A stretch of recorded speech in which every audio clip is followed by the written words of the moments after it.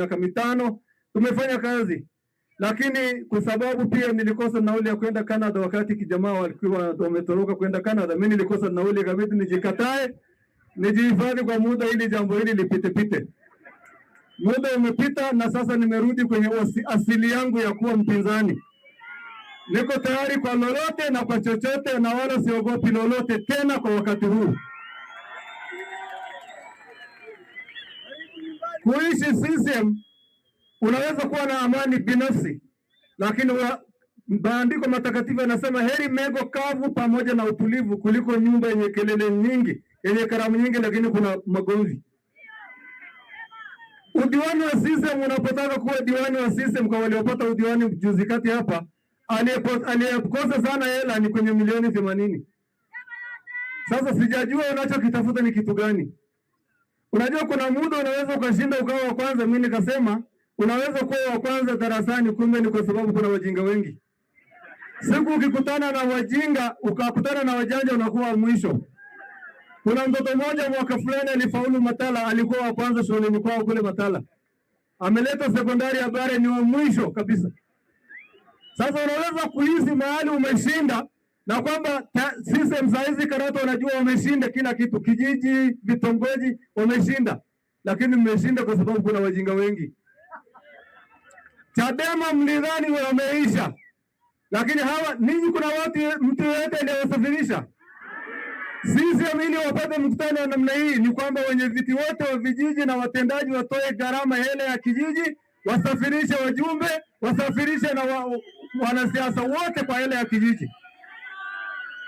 Taarifa hiyo hautaipata popote, na mwisho wa siku ikifika mtendaji wanataka tena wajibishe kwa hela ambazo wamezitumia hazijulikani.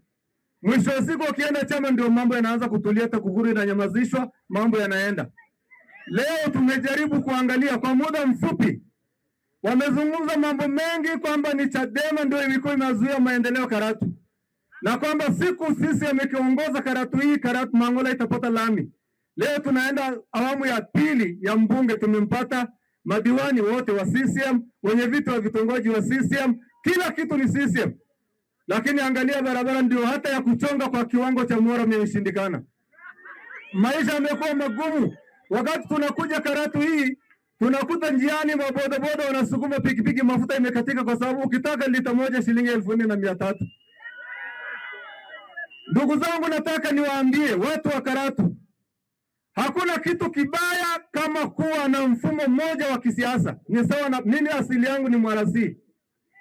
Nilipokuwa Mwarasi enzi ile, Padri Rahi marehemu aliwahi kutufundisha elimu ngumu, na nikaanza kumuuliza maswali magumu, na mimi akaniondoa kwenye kanisa kwa sababu ninamuuliza maswali ambayo ni ya msingi, lakini aliniambia aluta confineto finito, yani kilichotangwa kutoka Roma halutaki uulize maswali, ondoka. Nikaama kwa Luteri. Sasa sikiliza, kitu chochote kikiwa kimoja duniani utapata changamoto ambayo hakuna pa kukimbilia. Leo tangu sisi imekuwa moja, wamekuwa na kiburi, na ndio maana wanapiga pata mpaka kwenye hoteli za watu. Ni kwa sababu ya kupewa kiburi. Yaani wanajisikia kama hawatakufa kwenye hii dunia, kwamba wanaweza kufa ni Chadema wanaweza kufa, kwamba na kwao hakuna kufa.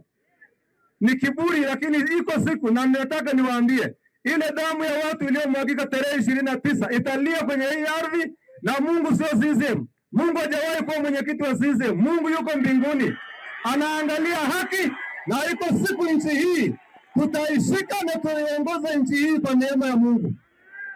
Wengine hawajafa, waliwekwa mochari, mtu anahema bado hajafa, anaomba msaada, anajazwa mochari.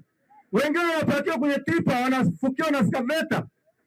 Nchi hii ya Tanzania, alafu mtu akisimama ni kiongozi wa Chama cha Mapinduzi, hata imejengwa choo na kijiji, anasema ni Samia Suluhu. Yaani kila kitu ni mama. Watu hata mama zao wameshindwa kuwasalimia, lakini huyu mama Abduli peke yake ndio mama ndani ya nchi hii. Ni afadhali kufa, lakini saa hiyo uwe umeeleza ukweli unaoeleweka. Ni mtu mmoja duniani aliwahi pokana ukweli anaoamini, Galileo Galilei. lakini mwisho wa siku alikana ukweli ule ambao alikuwa analazimishwa aukane, lakini ilifika mahali alipofika miaka 74 akaamua kusema ukweli, na mwisho wa siku akafa na ukweli ukajulikana kwamba kati ya jua na mwezi ni ipi inazunguka mwenzake. Kwa hiyo ndugu zangu wa Tanzania, kuna kitu unakiamini kwa sababu umekikuta, lakini kabla ya kukiamini fanya utafiti wa kwako binafsi. Ukienda halmashauri ya Karatu saa hii, baraza inaendeshwa kwa mfumo, ukiuliza maswali unaitwa kwenye caucus ya chama. Kwa hiyo madiwani wote imekuwa level city, hakuna kuuliza swali. Mwenyekiti wa CCM anahutubia nusu saa, DC anamalizia dakika 45, kikao imeisha. Hawawezi kujadili hoja za wananchi. Ndugu zangu, mapato ya ndani yanayokusanywa kule Mang'ola ndio yanaongoza Karatu hii, kuanzia kwenye ushuru wa samaki, kuanzia vitunguu, lakini ni watu wa mwisho. Saa hizi watu ukifika Mang'ola unaona wanakuja kuchukua mbolea Karatu. Imefika enzi ile ya kupiga foleni ya sukari, enzi ile ya Mwalimu. Tumerudi kule kule ambapo tulitoka zamani. Kwa hiyo ni afadhali saa hii tuseme ukweli, tufe kwenye ukweli. Mimi saa hizi na wajukuu 15, wote nikifa haki nani, hakuna tatizo.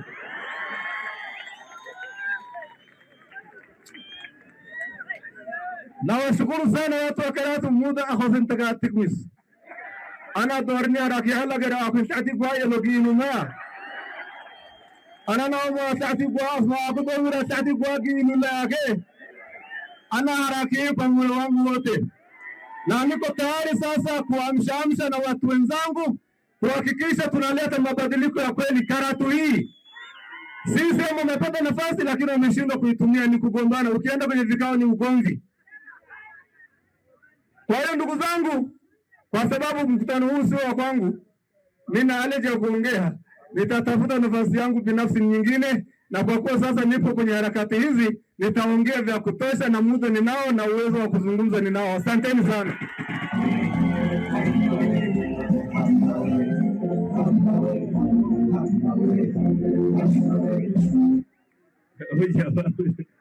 Huyu hapa anaitwa Jacob Welwel. Mimi ni Samuel. Mheshimiwa Deogratis Mainyila.